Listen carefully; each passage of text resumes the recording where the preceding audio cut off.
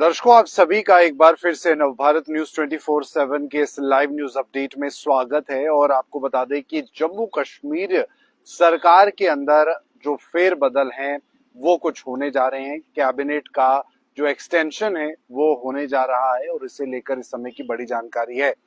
आपको बता दें यहाँ पर कि जम्मू कश्मीर के मुख्यमंत्री उमर अब्दुल्ला अपनी कैबिनेट में विस्तार जो है वो कर सकते हैं। परिस्थितियों के अनुकूल रहने पर जो है अगले एक पखवाड़े के दौरान उनकी मंत्रिमंडल में 4 नए चेहरे जो है वो शामिल हो सकते हैं। इस समय की ये बड़ी जानकारी है। मौजूदा मंत्रालय की अगर बात करें तो उसमें बदलाव हो सकते हैं। मौजूदा मंत्रिमंडल में शामिल एक मंत्री को जो है बदला जाएगा, इस तरह की भी खबरें आ रही हैं। वही नेशनल कॉन्फ्रेंस के अध्यक्ष डॉक्टर फारूक अब्दुल्ला और पूर्व मंत्री चौधरी मोहम्मद रमजान को राज्यसभा में भेजने पर भी पार्टी में जो सहमति है वो बन चुकी है। नेशनल कॉन्फ्रेंस की बात करें तो यहाँ पर उससे जुड़े सूत्रों ने बताया है कि चेहरों में पार्टी के मुख्य प्रवक्ता और मुख्यमंत्री उमर के करीबी सहयोगी तनवीर सादिक को मंत्रिमंडल में श्रीनगर का प्रतिनिधित्व करने के लिए चुना गया है, जबकि पूर्व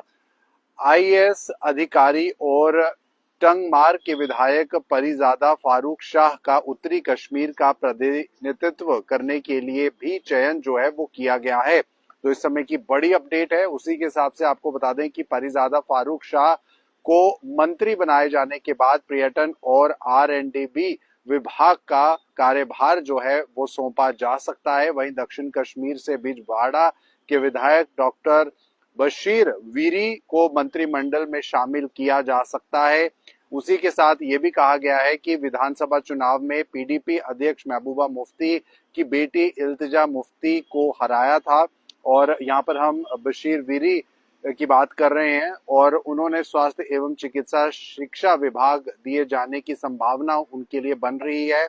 इसी के साथ आपको बता दें यहाँ पर कि जिसे इस समय सकीना इट्टू द्वारा देखा जा रहा है, इसी तरह यहाँ पर सांसद और प्रभावशाली गुज्जर नेता मियां अल्ताफ अहमद के बेटे और कंगन विधायक मियां मेहर अली को भी पार्टी के गुज्जर वोट बैंक का प्रतिनिधित्व करने के लिए मंत्रिमंडल में शामिल किए जाने की भी संभावना बनी है। और इसी के साथ साथ लोलाब से विधायक और 3 बार विधायक रहे केसर जमशीद लोन के नाम भी चर्चा जो है वो बना हुआ है। हालांकि मुख्यमंत्री के सलाहकार की अगर बात करें तो नासिर सोगामी उन्हें मंत्रिमंडल में शामिल किए जाने का कथित तौर पर विरोध जो है वो करते हुए नजर आ रहे हैं। शमी के नाम पर भी चर्चा जो है वो बनी हुई है। पार्टी ने अपने अध्यक्ष डॉक्टर फारूक अब्दुल्ला और पूर्व मंत्री चौधरी मोहम्मद रमजान को राज्यसभा के लिए मैदान में उतारने का फैसला जो है वो किया है, जबकि कांग्रेस को तीसरी संभावित राज्यसभा सीट के लिए समर्थन जो है वो दिया है। पार्टी कोषाध्यक्ष की अगर बात की जाए तो मुख्यमंत्री के करीबी दोस्त शमी ओबराय के नाम पर भी राज्यसभा नामांकन के लिए गंभीरता से विचार जो है वो किया जा रहा है।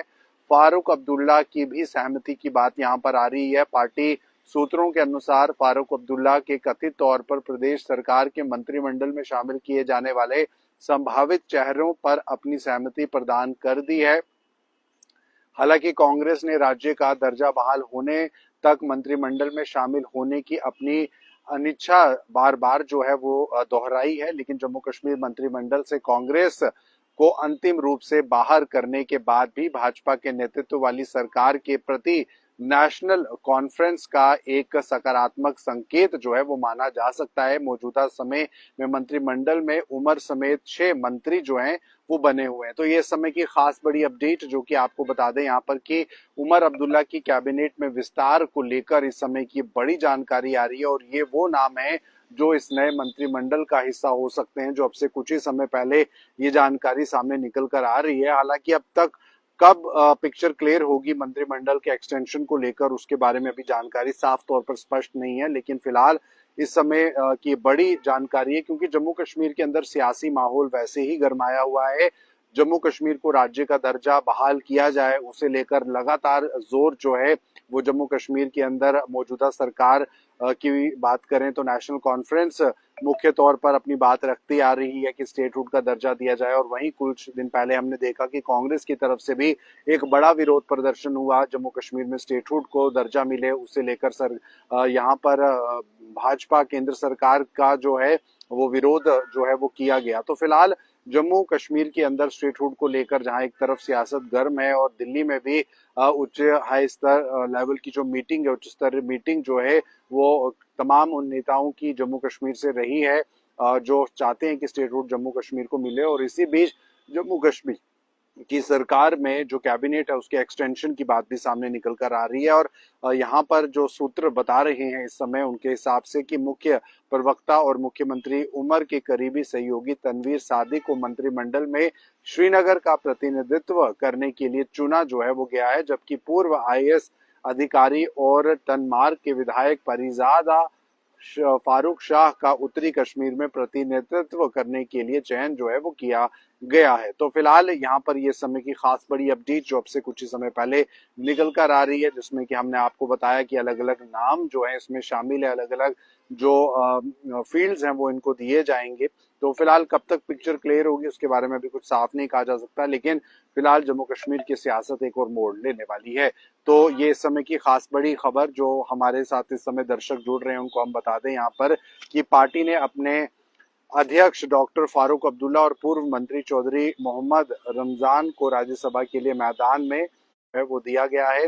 पार्टी कोषाध्यक्ष और मुख्यमंत्री उमर के करीबी दोस्त शम्मी ओबराय के नाम पर भी राज्यसभा नामांकन के लिए गंभीरता से विचार जो है वो किया जा रहा है। और पार्टी सूत्रों के अनुसार फारूक अब्दुल्ला के कथित तौर पर प्रदेश सरकार में शामिल किए जाने वाले संभावित चेहरों पर अपनी सहमति प्रदान कर दी है। तो भारतीय जनता पार्टी को कहीं ना कहीं हिलाने के लिए, स्टेटहुड वापसी करने के लिए भी एक बड़ा विरोध जो है वो लगातार जाहिर किया जा रहा है, चाहे वो कांग्रेस हो या एनसी हो। लेकिन फिलहाल ये थे समय की खास अपडेट। आप बन रहे नवभारत न्यूज 24/7 के साथ।